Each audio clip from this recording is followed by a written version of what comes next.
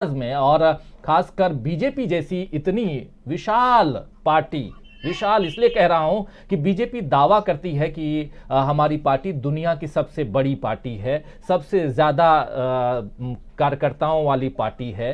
तो उस आधार पे मैं कह रहा हूं, लेकिन ये भी दावा कांग्रेस कर सकती है कि हम सबसे पुरानी पार्टी हैं। तो एक सबसे पुरानी पार्टी और एक सबसे बड़ी पार्टी संख्या बल के आधार पर दोनों में अगर देखें तो जो 36 का आंकड़ा कहा जाए वो 36 का आंकड़ा है।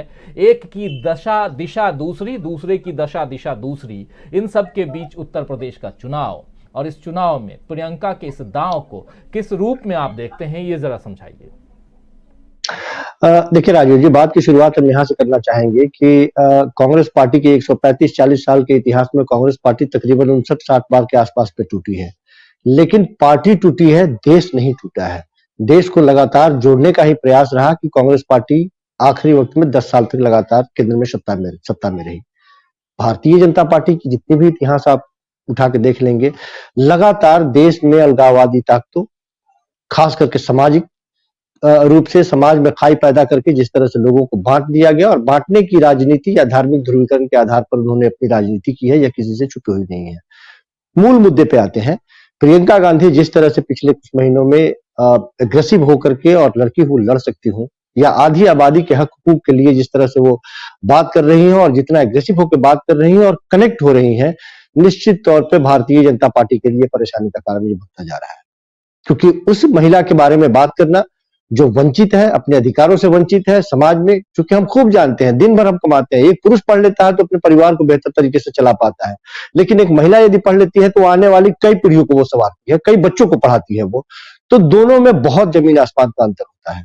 और जिस तरह से हिंदुस्तान में, खास करके उत्तर प्रदेश की बात यदि कर ले, महिलाओं की जो स्थिति है हमने देखा है कुछ ही महीने पहले जिस तरह से महिला, और लगातार देखते रहे हैं कि किस तरह से भारतीय जनता पार्टी में महिलाओं की उपेक्षा की जाती है। इस दुखते हुए नब्ज को दबा दिया है प्रियंका गांधी ने, जिसकी वजह से तरह तरह के जो सुर आपको अलग अलग दिखाई दे रहे हैं। आज यदि आदरणीय योगीनाथ जी जाके उस तरह से भाषण कर रहे हैं कि कांग्रेस पार्टी ने क्या क्या किया, आतंकवादियों को पाला पोसा। एक बार ये भी कह देते कि भारत के इतिहास में पहली बार जिस आईएसआई को हम लोग लगातार कोसते चले आ रहे थे, उसी आईएसआई को पठानकोट में बुलाने वाली भी भारतीय जनता पार्टी है, बुला के उससे वो क्लीन चिट लेती है। इसके बारे में वो अब बात नहीं करेंगे। एक सर के बदले 10 सर लाने की बात तो वो तो जरूर करेंगे।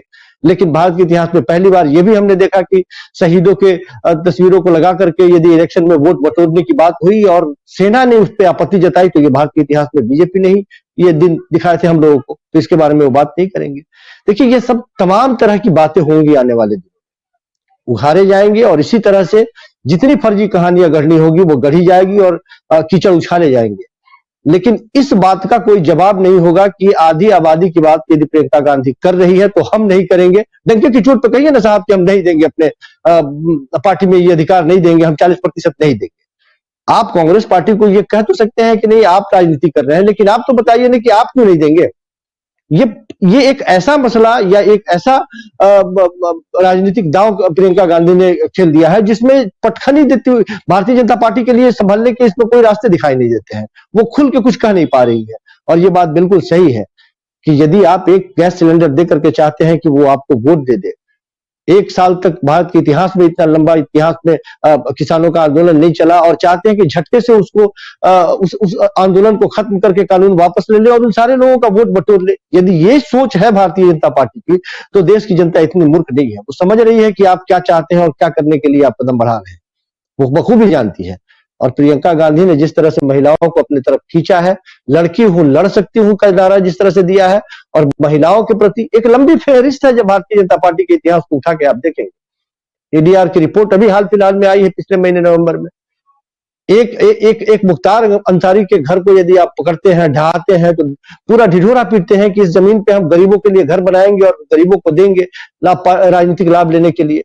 लेकिन 75 से ज्यादा एडीआर की रिपोर्ट बताती है कि आपके यहाँ दागी लोग बैठे हुए, इस प्रवृत्ति के लोग बैठे हैं जिस पर गंभीर अपराध तक उनके ऊपर दर्ज है, उसके बारे में आप बात नहीं करेंगे। अरे साहब, उनके ऊपर कब बुलडोजर चलाएंगे, ये भी तो बोल दीजिए ना।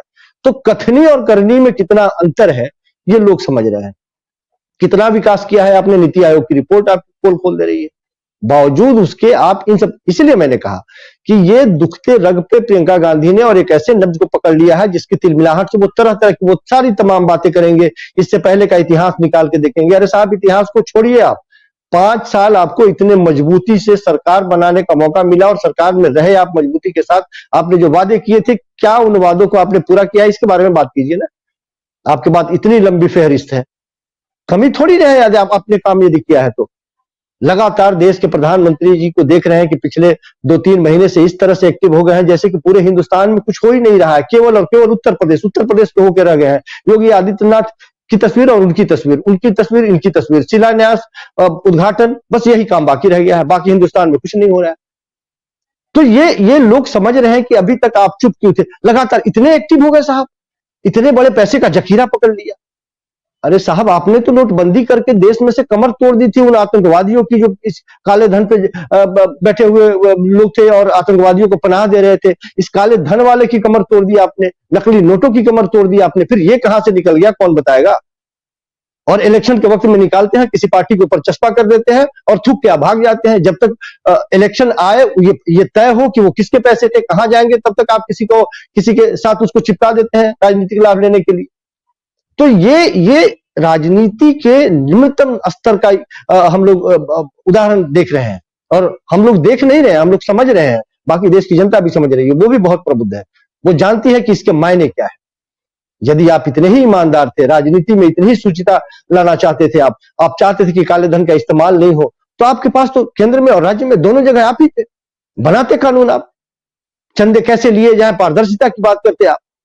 तो आपने तो खुद इस तरह की चीजें गढ़ी है कि ये सारा काला धन पे कुबेर पे बैठे हुए लोग हैं। आप बता देना, भारत के इतिहास में पहली बार ऐसा हुआ कि पीएम ने कोई फंड बनाया जिसको व्यक्तिगत तौर पर लग रहा है कि अपना हमारा कोई खाता हो। हम नहीं बताएंगे आपको कि इसमें हमने कितने पैसे किसमें इस्तेमाल किए और क्या इस्तेमाल किए। देश के लोगों के दान के पैसे का कोई हिसाब किसी को लेने का अधिकार नहीं है।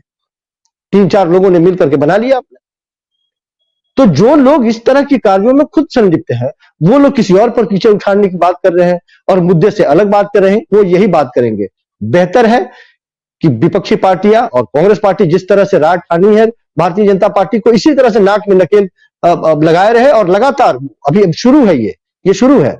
और महिलाएं जिस तरह से सड़कों पर निकल रही हैं, हुजूम जो दिखाई दे रहा है और जिस तरह से कांग्रेस पार्टी से कनेक्ट हो रही है इस मुद्दे को लेकर के, निश्चित तौर पर भारतीय जनता पार्टी के लिए यह खतरे की घंटी है।